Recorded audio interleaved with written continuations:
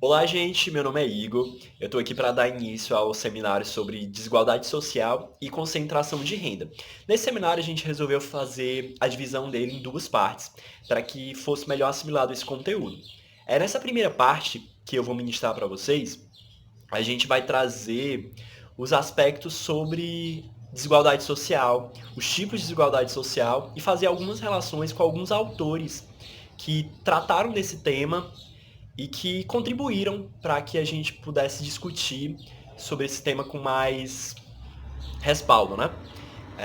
A segunda parte ela vai ser feita pelo meu colega João Adelânio, que ele vai trazer alguns aspectos inerentes à concentração de renda e alguns dados para que a gente possa dialogar sobre esse tema também. Então, esses dois temas, na verdade, eles estão correlacionados, claro, porque concentração de renda inequivocamente. Inequivocamente existe essa palavra, nem sei. Concentração de renda, ela é um dos graus de provocação de desigualdade social. Mas, ao mesmo tempo, a desigualdade social é um agente para que ocorra a concentração de renda. Então, esses temas eles estão interligados e a gente vai tentar trazer uma relação entre eles também. Essa discussão sobre desigualdade social, acho importante a gente começar a debater sobre um conceito chamado de marcadores sociais de diferenças, que é justamente que fazem as características dos seres humanos que fazem com que a desigualdade social se torne mais visível. Como assim? É, Vamos começar com o primeiro marcador social para exemplificar. O primeiro marcador social que é visível na nossa sociedade é o marcador social de diferença de gênero. Esse marcador ele é autoexplicativo, né? As diferenças entre homem e mulher. A gente percebe que na sociedade hoje a desigualdade de gênero ela é muito presente porque, historicamente, a gente tem uma construção social que subjugou as mulheres, que tirou direito de mulheres, que fez com que as mulheres elas ficassem subjugadas aos homens por muito tempo. Hoje ainda existe muitos restícios desse passado histórico que em muitos países até hoje essa hierarquia em que o homem é, ele ainda tem um grau de, de comando e a mulher está subjugada a ele, existe. Mas hoje a gente debate sobre isso com mais clareza e com mais propriedade. Inclusive com os movimentos feministas, de igualdade de gênero. É, outra, Outro marcador social bem importante na nossa sociedade hoje é o marcador étnico-racial. E aí é outra discussão que está muito presente na sociedade, tanto porque existe um racismo estrutural, né, que faz com que pessoas negras, pessoas de etnia indígena, não brancas, pardas, mestiças, sejam consideradas em algum nível é, inferiores às pessoas brancas. E a gente sabe que essa discussão ela é bem complexa, mas é um marcador social que está presente e hoje já existem políticas públicas para combater essa desigualdade social. Mas a gente sabe que historicamente, principalmente por conta da escravidão, é algo que vai estar muito inerente na nossa sociedade. Outro marcador social importante é o marcador social de etário. A gente acha que talvez não seja tão discutido, mas é muito presente na sociedade. Por exemplo, as pessoas mais velhas que são dadas como inválidas para certos tipos de trabalhos. Claro, existem, claro, recomendações, mas as pessoas mais velhas elas também têm saberes para contribuir com a sociedade. E aí faz que a partir de uma certa idade existe uma certa invalidação dos conhecimentos. Isso também ocorre para menos, né? Por exemplo, a invalidação do conhecimento de adolescentes, de crianças.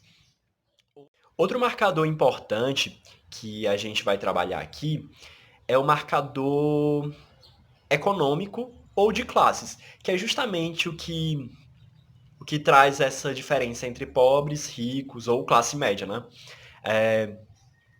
E é importante esse marcador porque ele se correlaciona com os anteriores também.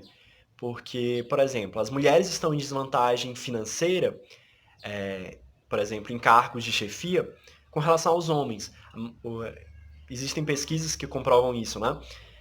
As populações negras que também têm essa desvantagem em processos de conseguir cargos, ou até mesmo mais gerais, por exemplo, as populações periféricas que não têm acesso à educação de qualidade, e isso reflete no grau de instrução profissional que elas vão ter futuramente, né?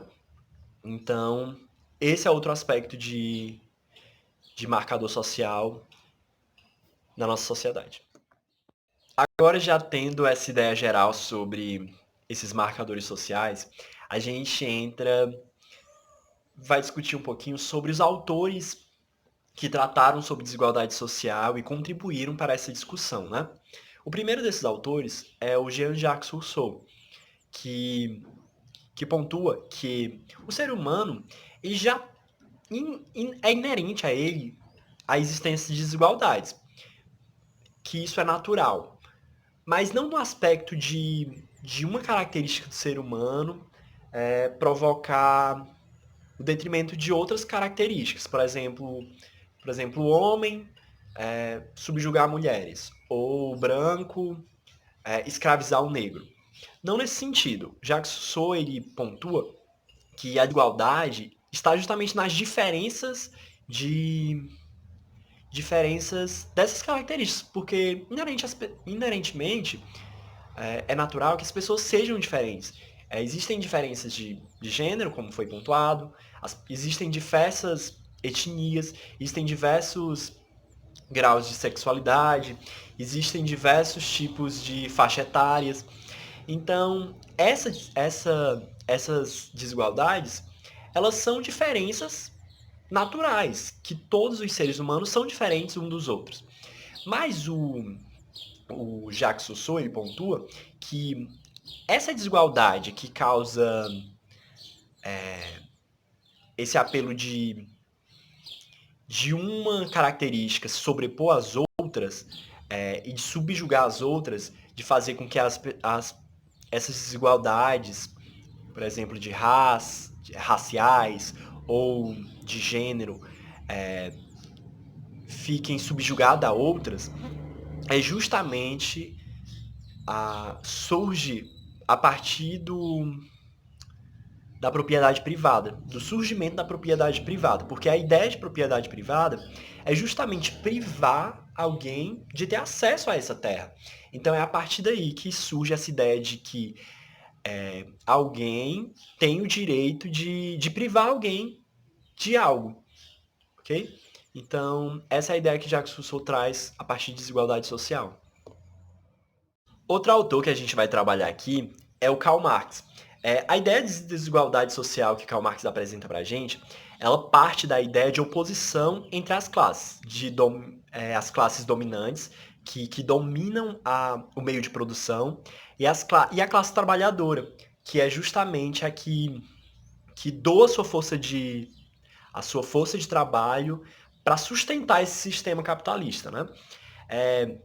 A luta de classes que o Karl Marx apresenta é justamente essa oposição na forma mais intrínseca, que é impossível existir uma relação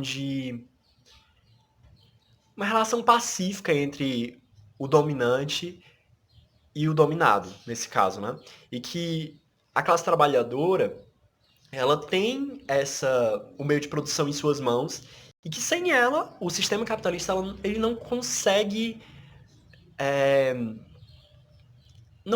produzir. Então, a desigualdade social ela está presente nesse aspecto de que, mesmo sendo a maioria, a classe trabalhadora segue sendo dominada.